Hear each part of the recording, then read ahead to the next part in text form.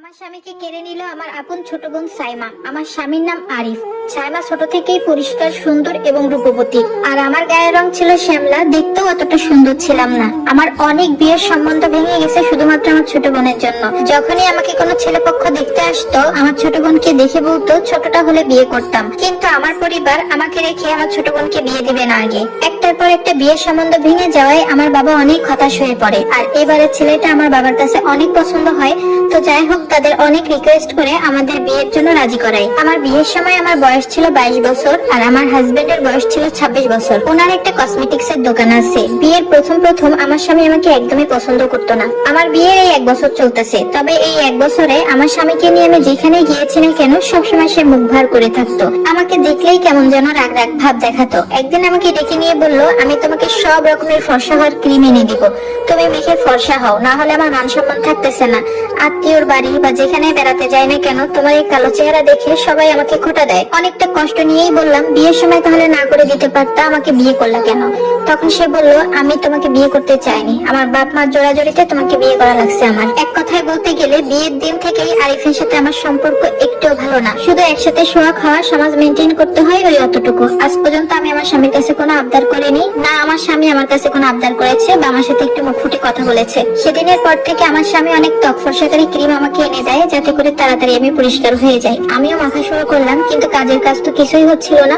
বরঞ্চ 1 সপ্তাহ পর আমার সম্পূর্ণ মুখে ব্রণ উঠে ভরে যায়। ব্রণের জন্য ফেসটা আরো খারাপ দেখাচ্ছিল। আমি আমার স্বামীকে বললাম, চলো একটু ডাক্তারের কাছ থেকে আসি। তখন আমার স্বামী বলল, তোর পিছনে আর টাকা ঢালতে পারবো না, দোকানের সব লস করে তোকে জিনিস এনে দিয়েছি, তোকে 3 বেলা খাওয়াচ্ছি পড়াচ্ছি, এটাই তো অনেক, তুই আবার ডাক্তারের কাছে যেতে চাস? এদিকে আমার ছোট বোন কিছু কসমেটিক কেনার জন্য প্রায় তার ভাইয়ের দোকানে যেত, মানে আমার স্বামীর দোকানে যেত। আর আমার স্বামী এসে বাসায় সেটা বলতো যে সাইমা আমার দোকানে এসেছিল। কিন্তু আমার ছোট বোন মানে সাইমার আসাটা খুব ঘন ঘন ছিল।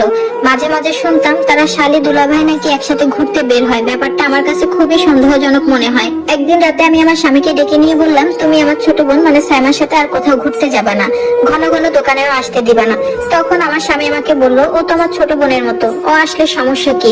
আর তাছাড়া ওর তো কোনো ভাই নাই, মানে তোমাদের কোনো ভাই নাই, আর আমারও কোনো বোন নাই। ওকে যদি একটু ঘুরতে নিয়ে যায়, ওর মনটাও ভালো থাকে, সাথে আমাদের সময়টাও একটু কেটে যায়। আমার স্বামী আমার কোনো কথাই শুনতো না। মাঝে মাঝে আমার ছোট বোনকে কিন্তু আমাদের বাসায়ও নিয়ে আসতো, এবং আনার পর আমার শাশুড়ি আমার ছোট বোনকে দেখে অনেক খুশি হতো।